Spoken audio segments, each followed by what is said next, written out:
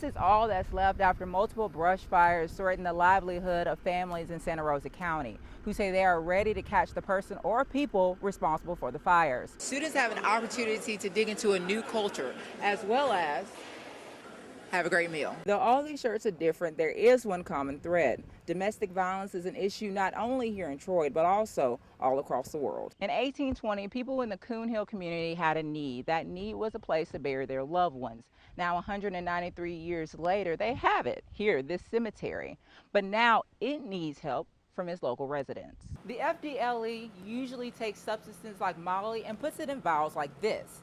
They put a little bit of solution in there and then they put it in a machine.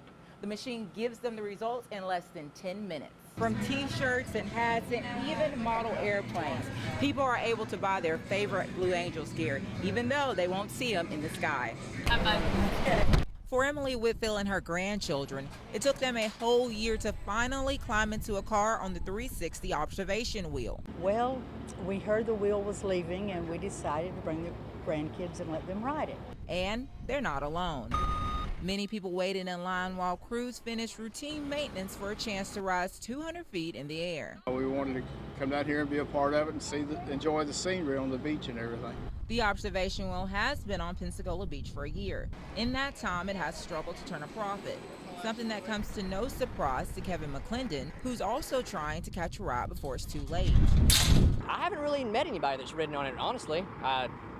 People have said they've ridden on it, but they never really elaborated on it. Because it's not making enough money on the beach, the owners of the observation wheel are moving it to Atlanta, which to people like Emily, who understands, is still sad to see it leave. I really would like for it to stay, but I understand it's not producing enough revenue, and that is the reason they're leaving. So I wish it could have stayed. Reporting on Pensacola Beach, Deatra Montgomery, Channel 3 News. We want. We need. We gotta have. Every year, students gather in front of the Alabama State House for the annual Higher Education Rally. Executive Director Gordon Stone excited a crowd of students who were shouting for a change. Students, the faculty, the staff, and all the alums who believe in our public universities together to give them a place so that they can talk to the policymakers and share the issues and the needs of our universities. But why is this event held in front of the State House? What we wanted to do was make sure that the elected officials looked into the eyes of the people that they represent, that they knew that this wasn't just an issue that could be decided because of numbers on a spreadsheet. Stone says it's crucial for students to be right here at the State House to get their message across. But what's more important is what students do once they leave here. Stay involved. Take this as a motivation. Follow this up. Get in touch with your local elected officials. Talk to your local House member. Share with them your desire to make sure that higher education gets 1/3 of the Education Trust Fund. That's the most equitable way to distribute the dollars.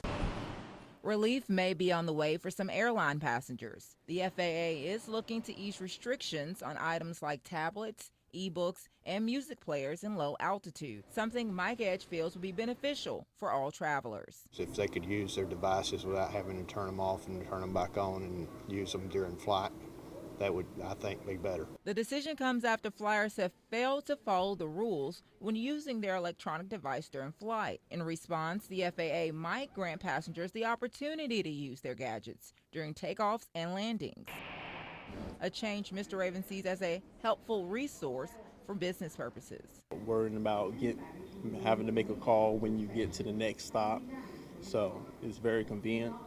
I think it's a great idea. But safety issues like electronic interference are still concerns. Some passengers understand why the ban against electronics are in place, and people like Lacey Lucas don't have much of a problem with it. I think for the safety issue, it may be a problem. With terrorism and everything like that. No changes will be announced until September, but making calls on your cell phone or using the internet during flight are still not allowed. Reporting in Pensacola, Deatra Montgomery, Channel 3 News. The songs are written and the band is set. All that's left is for someone to flip on the lights. But for many bands, the chance to record their tracks in a professional space is far-fetched.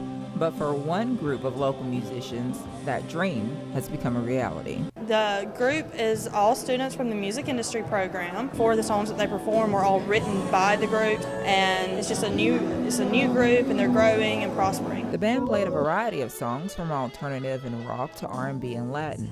Olivia Ellis, a vocalist for Populous, says how the band's love of all types of music brings the group together.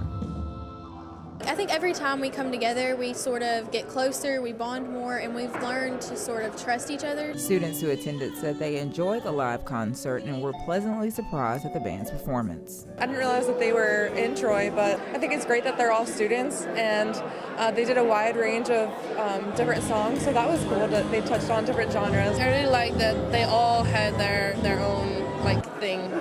Because normally bands have one lead singer and the band, but here everyone had their own part. That's cool. Deatra Montgomery, Troy Trojan Vision News. Some days you might be dragging, so you might grab an energy drink. But doctors say consuming a few of these, plus the sun, may be life-threatening. Glenn Winhan says that he tries to stay away from energy drinks. Tried a few and it seemed like I get a real high, then I come down hard. A feeling that comes to no surprise to Dr. Ellis Gordon. Energy drinks are filled with tons of caffeine that damages your body. Caffeine can also be a little bit of a diuretic, so you can be losing some fluids along the way. But do they actually give you that extra boost? Gordon says that receiving energy from a can is not true. We're wringing the last little bit of stuff out of your own cells, and so you have a problem with fatigue. Drinking too many energy drinks with a mixture of too much sun can send you to the hospital. 1 or 2 energy drinks in and of themselves, no, not necessarily. Contributing to a heat injury, absolutely. For some people, they know exactly what it means to stay properly hydrated. And being from Arizona, we've actually had it drilled into our heads of always taking water where we need to. So instead of downing one of these, doctors say get plenty of rest and get some more exercise. Reporting from Pensacola Beach, Deatra Montgomery, Channel 3 News.